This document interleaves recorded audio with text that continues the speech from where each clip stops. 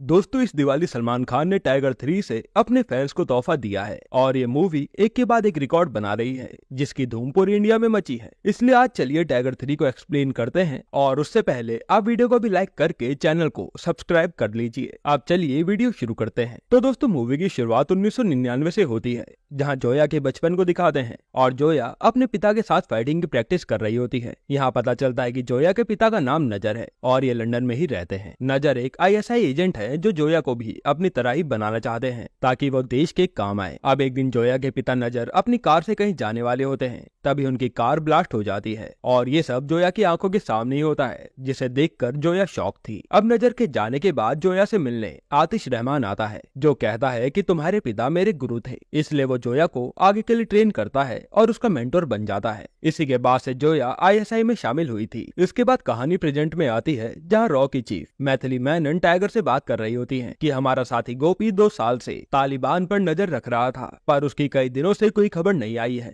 इसलिए हो सकता है कि वो पकड़ा गया हो और उसकी जान बचाना हमारा फर्ज है। अब इस मिशन का नाम टाइम पास रखा जाता है और टाइगर मिशन के लिए तैयार हो जाता है। इसके बाद टाइगर को गोपी की लोकेशन मिलती है और वो तुरंत उसके पास पहुंच जाता है जहां वो लोग गोपी को बहुत ही बुरी तरह से मार रहे थे। अब जैसे ही वो लोग गोपी को जान से मारने वाले होते हैं, उससे पहले टाइगर वहां पहुंचकर गोपी को बचा लेता है और उसे अपने साथ ले जाता है। पहले तो टाइगर गोपी को रो के चॉपर में बैठाता है और फिर उन सबका ध्यान अपनी ओर करवाने लगता है क्योंकि ये लोग उनका पीछा इतनी आसानी से तो नहीं छोड़ने वाले। अब उन सबको ठिकाने लगाने के बाद टाइगर भी उस चॉपर में जाने के लिए बाइक से भागता है, पर ये तालिबानी वहां तक पहुंचने वाला ब्रिज ही उड़ा देते हैं। जिसके बाद टाइगर किसी तरह से अपनी बाइक ऊपर की ओर ले जाता है और डायरेक्ट चॉपर की ओर छलांग लगाकर उसे पकड़ लेता है और यहाँ से ये लोग गोपी को बचाकर इंडिया के लिए निकल जाते हैं। अब चॉपर में गोपी टाइगर को कुछ सीक्रेट बताता है कि पाकिस्तान अब कुछ बड़ा करने की फिराक में है और हम में से कोई डबल एजेंट भी उनके साथ मिला हुआ है और वो जोया है। ये कहकर गोपी मर जाता है, लेकिन ये सुनने के बाद टाइगर के तो होश उड़ जाते हैं और वो सीधा अपने घर आ जाता है जोया और अपने बेटे जूनियर से मिलने। यहाँ हम देखते हैं कि टाइगर के लिए उसकी फैमिली सब कुछ है, लेकिन अब गोपी के मुंह से जोया का नाम सुनने के बाद टाइगर का शक बार बार जोया की तरफ जा रहा था। यहाँ तक कि वो जोया की हर हरकत पर नजर भी रख रहा था कि आखिर पता तो चले ये क्या क्या कर रही है। अब एक दिन टाइगर और जोया न्यूज देख रहे होते हैं जहाँ पाकिस्तान की PM इंडिया से पीस की बात कर रही थी और ये सुनकर जोया कहती है कि इस PM को भी वहाँ की आर्मी मरवाना दे क्योंकि वहाँ की सत्ता तो आर्मी ही चलाती है। इसके बाद टाइगर पर मैथिली मेनन का फोन आता है जो उसे जेवरॉन नाम के आदमी के बारे में बताती है कि वो गोपी को कोई पाकिस्तान की इंफॉर्मेशन देने वाला था, पर गोपी तो अब इस दुनिया में नहीं है और जेवरॉन भी एक्सपोज हो चुका है, इसलिए उसकी जान को भी खतरा है। इसलिए टाइगर को मिशन मिलता है कि उसे जेब्रॉन को बचाना है और वो सीक्रेट इन्फॉर्मेशन पता करनी है। उसके बाद टाइगर जेब्रॉन के पास अपना पूरा हुलिया बदल कर पहुंच जाता है। वहाँ टाइगर देखता है कि जेब्रॉन को मारने के लिए तो कई सारे लोग लगे हैं और वो जेब्रॉन को हर किसी से बचाने लगता है। उसी समय वहाँ पर एक बाइक से बंदा आता है और आते ही गोलियां चलाने लगता है, पर टाइगर कहाँ चुप बैठने वाला, वो उस आदमी की बाइक पलट देता है और तभी हेलमेट हटता है और हम देखते हैं कि ये तो जोया है और उसे देखकर टाइगर भी हैरान था कि ये यहाँ कैसे आई। पर जोया टाइगर को नहीं पहचान पाती क्योंकि टाइगर ने तो अपना हुलिया बदला हुआ था। अब टाइगर पहले तो जाकर जेब्रॉन को सेव करता है और फिर वो जोया के पीछे जाता है जहाँ इन दोनों की लड़ाई होती है और टाइगर जोया को पकड़ लेता है और उससे कहता है कि हाँ, मरता हुआ आदमी सच ही कहता है। ये कहने के बाद टाइगर अपना फेस दिखाता है और तभी पीछे से कोई टाइगर को मारकर बेहोश कर देता है। अब जब टाइगर की आंखें खुलती हैं तो वो अपने आप को बंधा हुआ पाता है और उसके सामने स्क्रीन पर आतिश रहमान आता है। टाइगर उसे देखते ही कहता है कि तू अभी तक जिंदा है, यानी ये दोनों एक दूसरे को पहले से जानते हैं। वहाँ हम देखते हैं कि उसके चंगुल में जोया और जूनियर बैठे हैं जिन्हें देखकर टाइगर आतिश पर भड़कने लगता है। तब आतिश उसे 12 साल पहले की कहानी सुनाता है और हम फ्लैशबैक में देखते हैं कि उस टाइम पर इंडिया और पाकिस्तान का एक पीस समिट होने वाला था ताकि दोनों देशों के बीच शांति रह पाए, लेकिन आतिश इस समिट के लिए बिल्कुल भी खुश नहीं था क्योंकि उसका मानना था कि इंडिया से हाथ मिलाना उसके सामने घुटने टेकना है और वो जोया से कहकर इंडिया के आर्मी जनरल को मरवाना चाहता था ताकि यह समिट न हो पाए। पर ये सुनकर जोया कहती है कि मैं तुम्हारी एजेंट नहीं बल्कि पाकिस्तान की एजेंट हूँ, इसलिए मैं ऐसा कुछ भी नहीं करने वाली जिससे पाकिस्तान पर आंच आए। ये सुनते ही आतिश अपने आदमियों से जोया को पकड़वा देता है क्योंकि जोया उसके इस मिशन के बीच खतरा बन सकती है और आतिश का ये काम उसकी प्रेग्नेंट बीवी शाइना करने के लिए कहती है और आतिश भी मान जाता है। फिर हमें पता चलता है कि जोया ने किसी तरह से रो को इन्फॉर्म कर दिया था कि इंडिया के चीफ की जान खतरे में है, और फिर टाइगर आर्मी जनरल को बचाने के लिए निकल जाता है जहाँ शाइना इंडिया के जनरल पर हमला कर रही थी, और वहाँ टाइगर शाइना को ही मार गिराता है। इसके बाद इंक्वायरी बैठती है तो पता चलता है कि ये सब आतिश रहमान ने करवाया था, जिसके कारण आतिश का कोर्ट मार्शल होता है और उसे जेल में डाल दिया जाता है। अब कहानी प्रेजेंट में आती है और आतिश अपनी बीवी और बच्चे का बदला लेने के लिए जूनियर को एक ऐसा इंजेक्शन लगवा देता है जिसका एंटीडोट अगर 24 घंटे में ना दिया जाए तो वो मर जाएगा। तब टाइगर कहता है कि तुझे काम क्या है ये बता, मैं जूनियर के लिए कुछ भी करूंगा। और आतिश टाइगर और जोया दोनों को जूनियर की जान की धमकी देकर मिशन पूरा करने के लिए भेज देता है। मिशन ये था कि टर्की से इन्हें एक ब्रीफकेस चुराना था जिसमें क्या है ये दोनों ही नहीं जानते। अब ये काम इतना आसान नहीं था, इसलिए टाइगर अपने एक साथी राकेश को फोन लगाता है और टाइगर का नाम सुनते ही राकेश अपने 2 रो के साथियों के साथ मिशन पे पहुंच जाता है। टाइगर पहले उन्हें बता देता है कि ये काम इलीगल है, इसलिए अगर तुम में से कोई भी पकड़ा जाता है तो उसका सीधा कोर्ट मार्शल हो सकता है। लेकिन वो लोग कहते हैं कि टाइगर भाई आपके साथ मिशन की अपॉर्चुनिटी हम कैसे छोड़ सकते हैं। इसके बाद जोया उन सबको ब्रीफकेस चुराने की प्लानिंग बताती है जिसको इन्हें सिर्फ 15 घंटे में चुराना था। वहाँ जोया बताती है कि ब्रीफकेस का लॉक सिर्फ चाइनीज आर्मी की लेडी की आंखें खोल सकती हैं, जो फाइट में इतनी माहिर है कि उसके सामने कोई भी नहीं टिक पाता। इसलिए वो प्लान बनाती है कि टाइगर उस ब्रीफकेस के बॉल तक जाएगा और जोया एक स्कैनर से चाइनीज लड़की की आंखें स्कैन करके भेज देगी,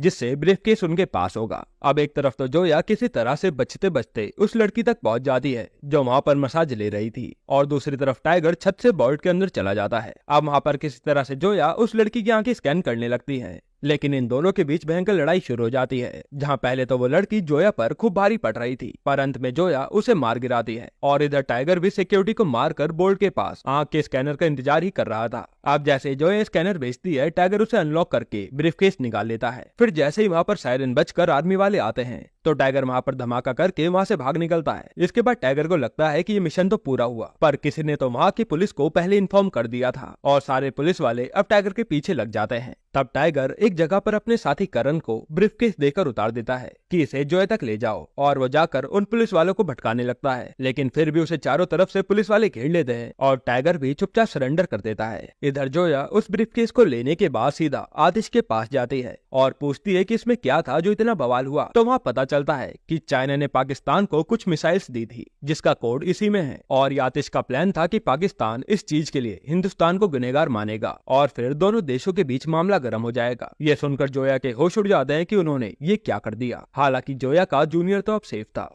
जिसके बाद अब टाइगर को पाकिस्तान के हवाले कर दिया जाता है, और यहाँ तक कि इंडिया की सरकार ने भी कह दिया था कि आप लोग टाइगर के साथ जो चाहो कर सकते हो। अब पाकिस्तान में आने के बाद टाइगर को वो लोग खूब टॉर्चर करते हैं और वहाँ टाइगर किसी तरह से एक डिवाइस अपने हाथ में छुपा लेता है। इधर इंडिया में मैथिली मेनन राकेश और उसके साथियों से पूछताछ कर रही थी कि टाइगर तो पकड़ा गया, अब तुम भी जेल जा सकते हो। इसलिए मैथिली उनसे वो कोड वापस लाने के लिए कहती है। इसके बाद यहाँ जेल में टाइगर से मिलने आतिश आता है, जो बताता है कि पुलिस को मैंने ही बताया था ताकि तू पकड़ा जाए, बाकी वो कोड तो मेरे पास पहुंच गए हैं और तेरा जूनियर और जोया सेफ है। अब दोस्तों यहाँ पर पता चलता है कि आतिश से यहाँ के आर्मी चीफ मिले हुए हैं और आतिश टाइगर को कहता है कि अब तुम्हें कल ही फांसी दे दी जाएगी, बस यहाँ थोड़ा सा और इंतजार करो। इसके बाद टाइगर वहाँ पर चुराई हुई डिवाइस से कोई जुगाड़ करके ब्लास्ट कर देता है और वहाँ से आर्मी वालों को मारकर भागने लगता है, लेकिन वो जाए तो जाए कहाँ, नीचे तो गहरी खाई थी। जिसके बाद उसे आर्मी वाले दोबारा घेर लेते हैं और तभी वहाँ पर पठान की एंट्री होती है। पठान के आते टाइगर और पठान दोनों मिलकर पाकिस्तानी आर्मी को मजा चखा देते हैं और वहाँ से भाग निकलते हैं, पर ये आर्मी वाले उनका पीछा नहीं छोड़ते और फिर एक पुल पर इन सब की धमाकेदार फाइट होती है और पठान और टाइगर सारी पाकिस्तानी आर्मी को मार गिराते हैं। इसके बाद टाइगर तो बचकर पाकिस्तान की ओर निकल जाता है और पठान वापस इंडिया, क्योंकि टाइगर को आतिश रहमान की प्लानिंग समझ आ गई थी। फिर टाइगर इस्लामाबाद में हसन नाम के लड़के से मिलता है,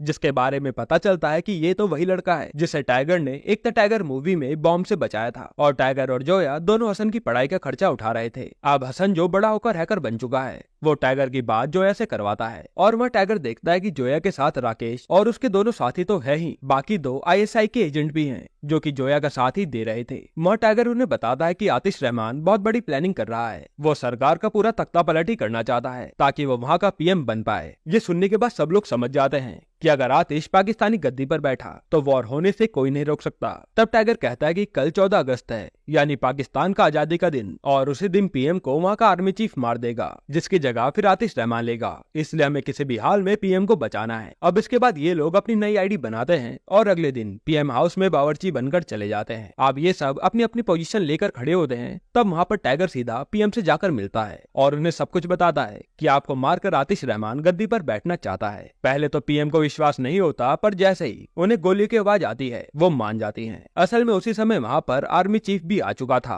पीएम को मारने के लिए। अब टाइगर वहाँ पीएम को बचाता हुआ बंकर में जोया और अपने एक साथी के साथ भेज देता है, लेकिन रास्ते में आर्मी वाले उन्हें घेर लेते हैं। तब जोया और उसका साथी वहाँ पीएम को बचाते हैं और सभी को मारने लगते हैं। इधर हम राकेश और करण को देखते हैं जिन्हें आर्मी वाले पकड़ने वाले थे। तभी वहाँ पर टाइगर आकर